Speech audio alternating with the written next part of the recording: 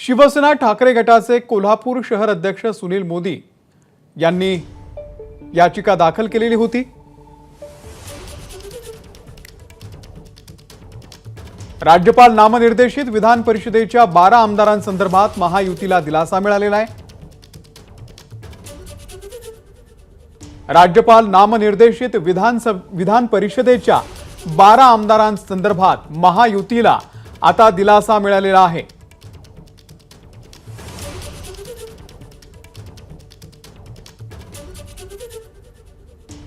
तत्कालीन राज्यपाल भगतसिंह कोश्यारी आणि महाविकास आघाडी सरकारमध्ये यावरूनच जोरदार वाद रंगलेला होता।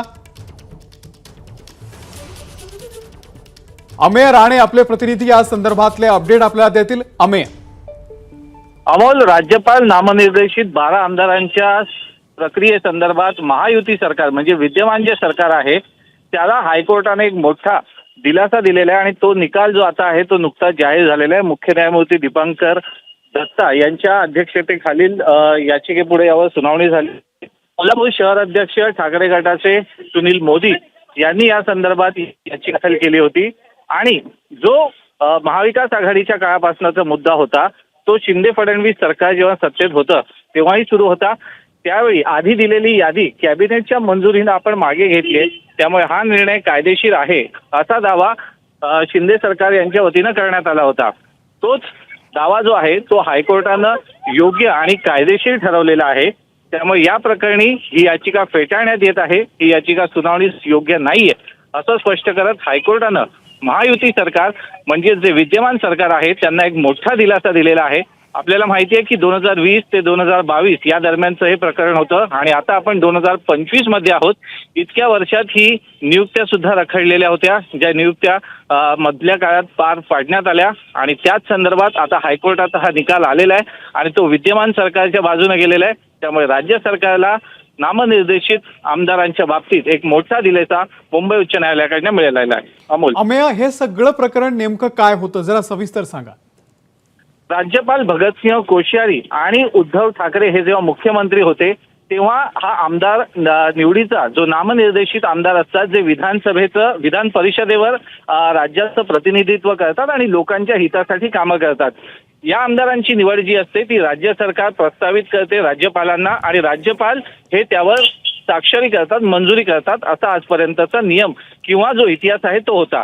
परंतु त्यावेळी जो राज्यपाल आणि मुख्यमंत्री यांच्यात जो वाद निर्माण झाला होता या निवडीवरून आणि अन्य कारणांवरून सुद्धा तो अगदी टिपेला गेलेला होता आणि राज्यपालांनी अखेरपर्यंत म्हणजे जोपर्यंत त्यांची दुसऱ्या राज्यात बदली झाली नाही तोपर्यंत याबाबतचा निर्णय घेतलेलाच नव्हता। त्यानंतर हे प्रकरण कोर्टात गेलं।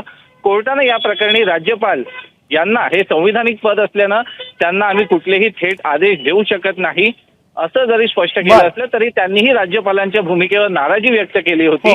परंतु त्यानंतर हे प्रकरण पुन्हा एकदा कोर्टात आलं आणि अखेरीस कोर्टानं महायुती सरकार म्हणजे शिंदे फडणवीस सरकार यांनी कॅबिनेटच्या बैठकीत आधीची यादी निश्चित अमेय थोडंसं थांबवतो। आपण आपले प्रतिनिधी राजू सोनवणे यांच्याकडे जाऊयात। राजू, राज्यपाल नामनिर्देशित विधान परिषदेच्या 12 आमदारांसंदर्भात जे प्रकरण गाजलेलं होतं त्याला आता महायुतीला मोठा दिलासा मिळालेला आहे, काय अपडेट आहेत?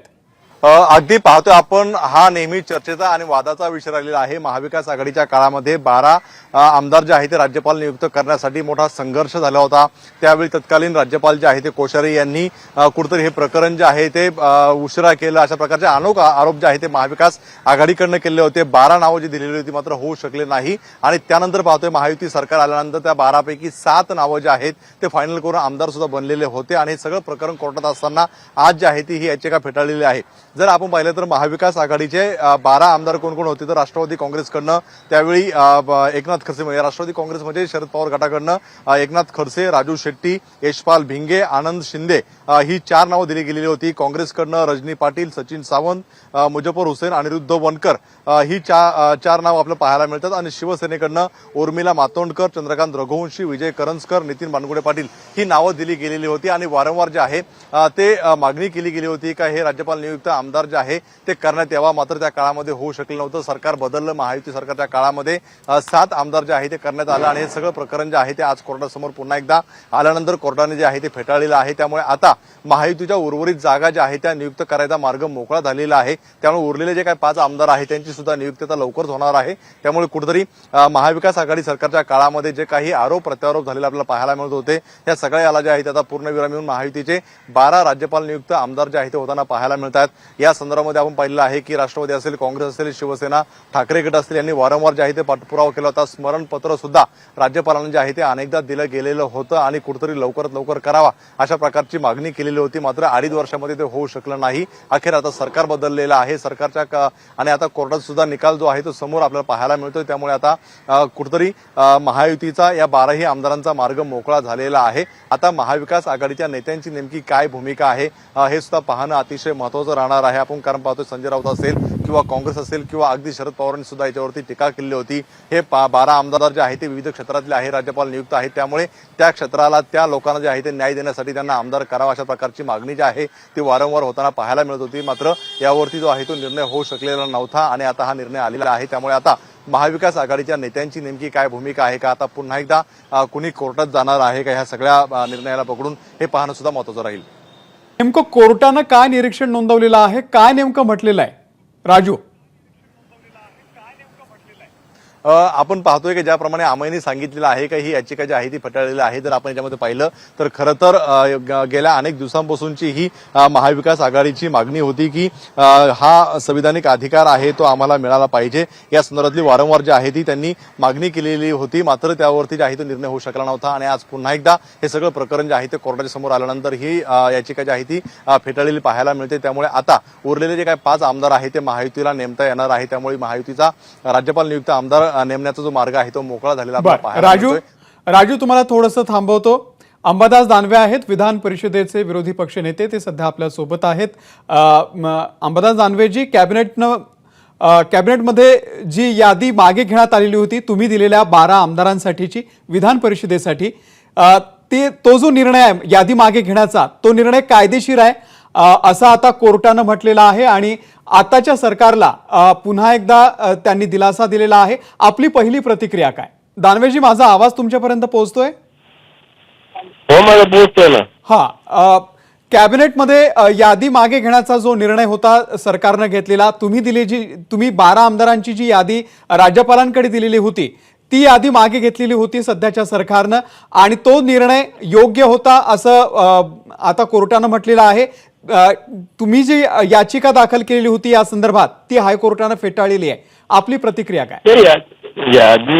याचिका फेटाळली याचं काही हे प्रॉब्लेम नाही, परंतु ज्या पद्धतीनं उद्धवजी ठाकरे साहेबांच्या कॅबिनेटने राज्यपालांना 12 आमदारांची यादी पाठवली होती ती यादी राज्यपालांनी पेंडिंग का ठेवली होती हा प्रश्न आम्ही तरीच राहतो ना। ठीक आहे, कॅबिनेटने निर्णय मागे घेतला, दुसरी यादी दिली, मान्य, परंतु राज्यपाल कोश्यारींनी उद्धवजींनी दिलेली कॅबिनेटने दिलेली यादी एवढ्या दिवस का पेंडिंग ठेवली होती? बर, हा मुद्दा आहे ना। बर, मग या संदर्भात तुम्ही आता पुन्हा कोर्टाकडे जाणार आहात, काही याचिका दाखल करणार आहात? याच्यामध्ये तेलंगणाच्या हैदराबादच्या उच्च न्यायालयाने एक वेगळा निर्णय दिलेला आहे। बर, की अशी जी यादी आधीच्या सरकारने दिली होती ती यादी नंतरच्या सरकारने बदलली। बर, तिला चॅलेंज केलं होतं आणि आधीची यादी उच्च न्यायालयाने कायम ठेवली होती। बर, तुम्ही सुद्धा याच कायदेशीर मार्गाचा वापर करणार आहात भविष्यात?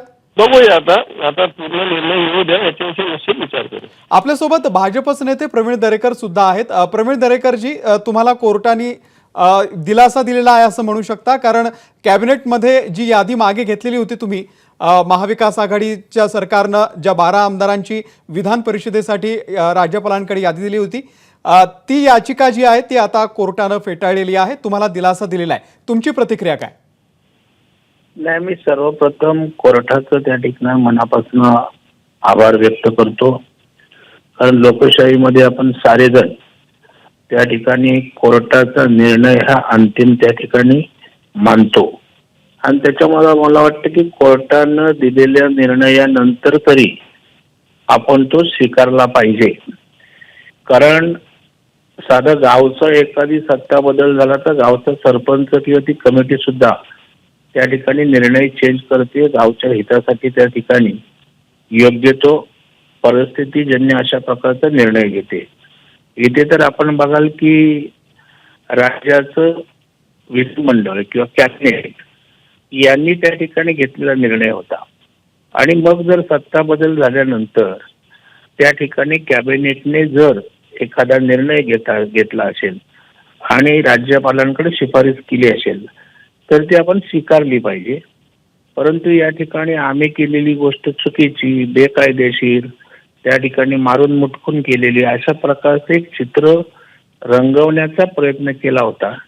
त्याला मला वाटतं सणसणीत अशा प्रकारचे चपराक आज हायकोर्टाच्या निर्णयाने त्या ठिकाणी दिलेली असं मला त्या ठिकाणी वाटतं आणि त्याच्यामुळे आता बरं. पुढचे मार्ग निश्चितपणे महायुतीसाठी सुकर होतील आणि महायुती कायदा हातात घेत नाही तर कायद्याला अनुसरून असणारं बर त्या ठिकाणी कृती किंवा वागणं असतं हे पुन्हा एकदा सिद्ध झालं. निश्चित. प्रवीण दरेकरजी धन्यवाद, आपण सविस्तर प्रतिक्रिया दिली त्याबद्दल. एबीपी माझा, उघडा डोळे बघा नीट.